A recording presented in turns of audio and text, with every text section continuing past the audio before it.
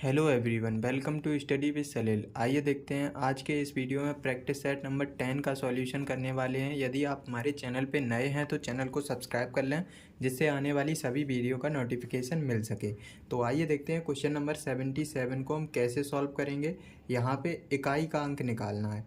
6 8 1 2 multiply 3 5 2 8 multiply 3 1 7 9 और ये हो जाएगा 43 24। इसमें यूनिट डिजिट निकालना है। तो मल्टीप्लाई है तो 9 और 4 का मल्टीप्लाई करेंगे तो 9 और 4 का 36 आएगा। तो इसका यूनिट डिजिट 6 है, तो 6 में 8 का मल्टीप्लाई करेंगे तो 8 छंग 48 8 हो जाएगा। अब 8 दूनी 16 हो गया, तो 16 में इकाई का अंक कितना है 6। तो 6 हमारा राइट आंसर हो गया। ऑप्शन नंबर सी बिल्कुल सही है। देखते हैं क्वेश्चन नंबर 78 को कैसे करेंगे। देखो 78 सिंप्लीफिकेशन का क्वेश्चन है। यहाँ पे लिखा है 4/12 4/12 गुणा 3/2। ये भाग में इसको गुणा में बदल लो, 8/4 माइनस 12 प्लस 4 हो जाएगा। ये इसको सॉल्व करेंगे, ये हो जाएगा 4 दूनी 8 हो जाएगा। 2 से ये 2 कट गया, 3 चौको 12, ये इससे कट गया। यहाँ हो गया 1 माइनस 12 प्लस 4, 4 और 1 5, 5 में 12 घटाएंगे तो ये हो जाएगा माइनस का 7। उत्तर हो गया। तो ऑप्शन नंबर यहाँ पे ए बिल्कुल सही है। ऐसी क्वेश्चन नंबर 79 है, इसको हम कैसे करेंगे। देखो यहाँ पे है 79, 0.3 गुणा 0.04 गुणा 0.003 और ये गुणा ये हो जाएगा 400। इनका सबका गुणा कर लो।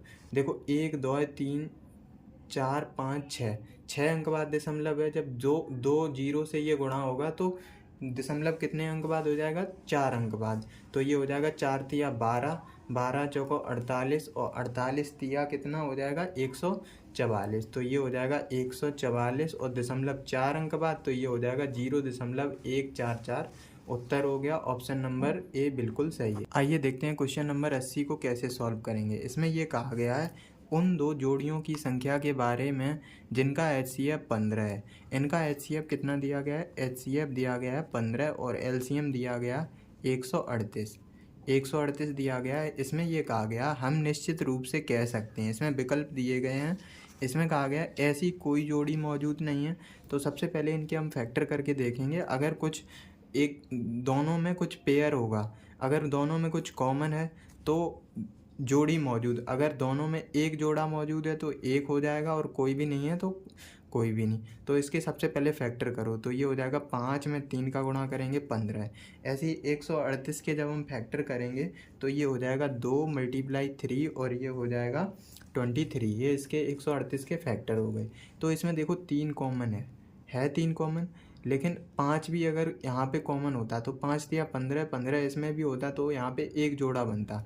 तो इसमें क्या हो जाएगा, ऑप्शन नंबर ए बिल्कुल सही हो जाएगा। ऐसा कोई भी जोड़ा नहीं है। आइए देखते हैं क्वेश्चन नंबर 81 को हम कैसे करेंगे। इसमें ये कहा गया है कि यदि 851 को 1/2, यहाँ पे रेशियो दिया गया है 1/2, 2/3 और 3/4 अनुपात में विभाजित किया जाए तो पहला भाग। सबसे पहले इसको रेशियो में कन्वर्ट करो तो ये हो जाएगा 12 से गुणा करेंगे तो ये हो जाएगा 6 रेशियो 3 चौको 12 और 4 दूनी 8 हो जाएगा ये, और ये हो जाएगा 9। तो 6 8 4, तो इन दोनों का इन तीनों भागों में विभाजित किया जाता है। तो 8 और 9 17 और 17 और 6 को जब हम ऐड करेंगे तो ये हो जाएगा 23 की वैल्यू यहाँ पे मुझे दी गई है 851। तो 851 वैल्यू दी गई है तो हमें 6 का मान पूछा गया है। तो यहाँ से 6 का मान क्या हो जाएगा 851 मल्टीप्लाई ये हो जाएगा अपॉन में 23 और ये हो जाएगा 6। तो यहाँ पे जब हम इसको 23 से काटेंगे तो ये हो जाएगा 23, ये 37 बार जाएगा। तो 37 बार जाएगा। 7 छंग 42, ये 7 बार जाएगा। तो यहाँ पे जब 7 से गुणा करेंगे तो ये हो जाएगा 7 छंग 42, 2 और 6 तिया 18 और ये हो जाएगा 22। तो 222 हमारा राइट आंसर हो गया। आइए देखते हैं क्वेश्चन नंबर 82 को हम कैसे सॉल्व करेंगे। क्वेश्चन नंबर 82 कहा गया है एक गांव में हैजा के कारण 10% लोगों की मृत्यु हो गई और इसके कारण शेष लोगों में 25% लोग गांव छोड़ के चले गए। फिर जनसंख्या घटकर 20-25 रह गई। गांव में मूलतः रहने वाले लोगों की कुल संख्या ज्ञात कीजिए। तो देखो इसको हम कैसे करेंगे। इसमें यह कहा गया है मैंने कुल जनसंख्या मान ली 100, कुल जनसंख्या 100 मान ली, इसमें ये कहा गया है कि 10% लोगों की मृत्यु हो गई, तो मान के चलो मृत्यु 90x मैंने, तो यहाँ पे 100 में 10 माइनस करेंगे तो ये 90x इन लोगों की मृत्यु हो गई। तो यहाँ पे ये कहा गया है इसके कारण शेष लोग 25% छोड़ के चले जाते हैं, तो यहाँ पे 75% छोड़ के चले जाते हैं, इसको 0.75 लिख सकते हैं। इसमें ये कहा, अब देखो दोनों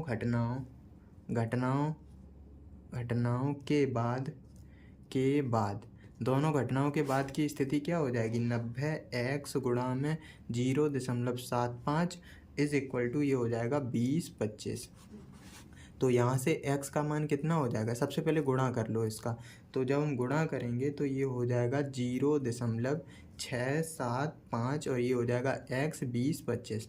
तो यहाँ से x का मान कितना हो जाएगा, जब इसको कट करेंगे तो ये 3 बार जाएगा, तो 3 अंक बाद दशमलव होगा, तो ये 3000 राइट आंसर हो गया। तो x का मान 3000 आ गया। नेक्स्ट क्वेश्चन है क्वेश्चन नंबर 83। इसको देखो कैसे करेंगे।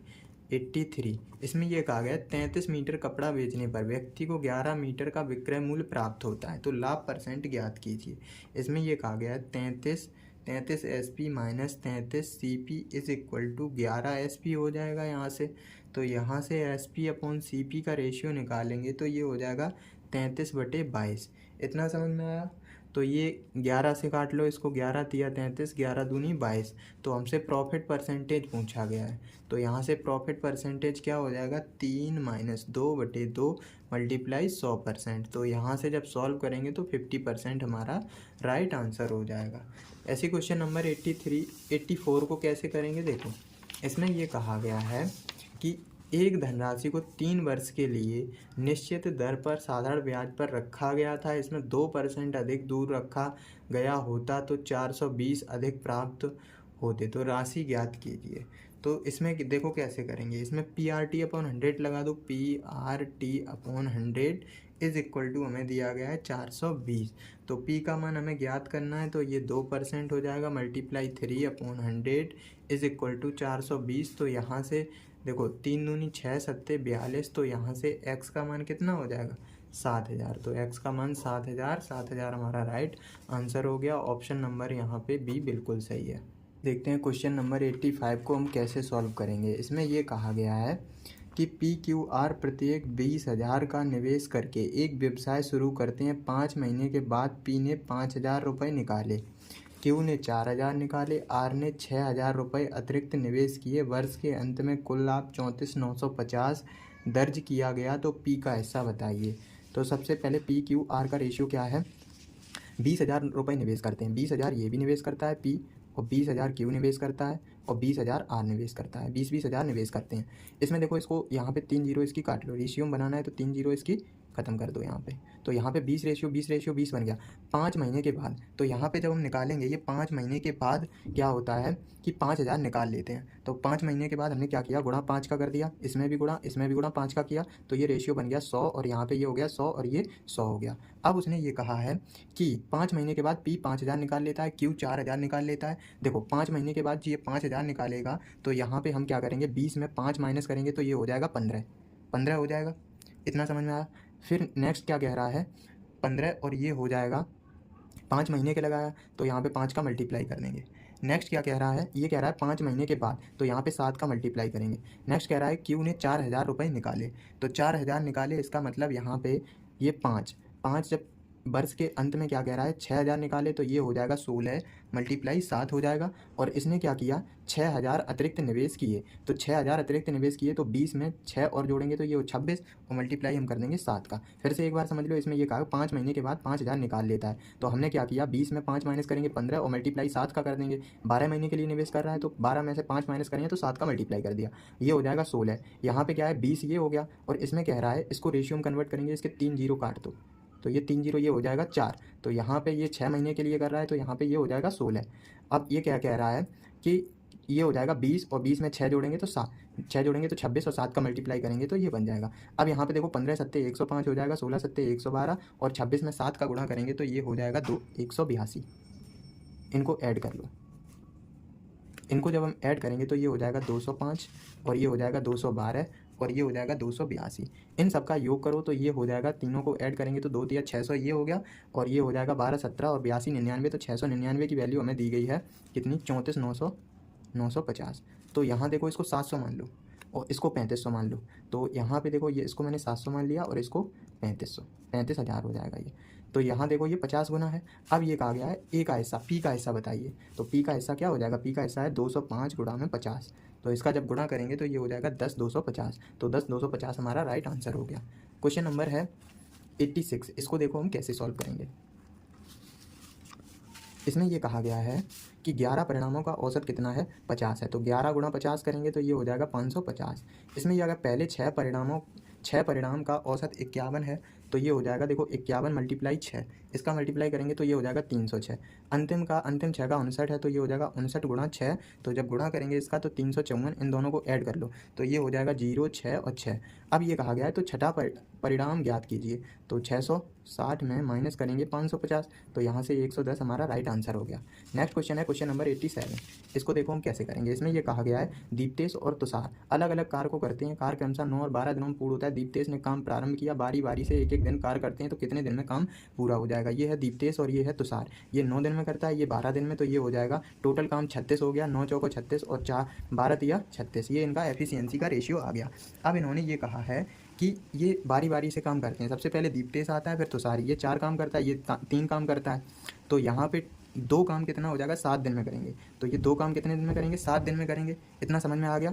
अब देखो यहाँ पे टोटल काम कितना, 7 पना 35, तो 35 काम हमारा टोटल हो चुका है। तो 2 काम यहाँ पे क्या करेंगे हम, 36 में 7 से भाग देंगे तो 7 पना 35 5 बार जाएगा। तो 2 काम कर रहे हैं तो यहाँ पे 5 दूनी 10, तो 1 काम बचेगा तो वो कितने दिन में, वो 10 सही 1/4। तो 1/4 कैसे हो गया, यहाँ पे यहाँ पे दीप्तेश का नंबर आएगा तो 1/4। तो यहाँ पे 10 चौको 40, 41/4 हमारा राइट आंसर होगा। क्वेश्चन नंबर है 88। इसको हम कैसे करेंगे, देखो ये समांतर श्रेणी का क्वेश्चन है। यहाँ पे प्रथम पद हमें कितना दिया गया है, ए का मान 14 दिया गया और डी का मान कितना है 10 माइनस के 14 बराबर माइनस का 4। तो यहाँ पे टी 14 का मान निकालना है। तो ए का मान 14 प्लस n-1, n-1 का मतलब है 14 माइनस 1 गुणा में माइनस 4। तो ये हो जाएगा 14 प्लस 13, 13 चौको 52। तो ये हो जाएगा माइनस का 52, इसको माइनस करेंगे तो माइनस का 38 हमारा राइट आंसर हो गया।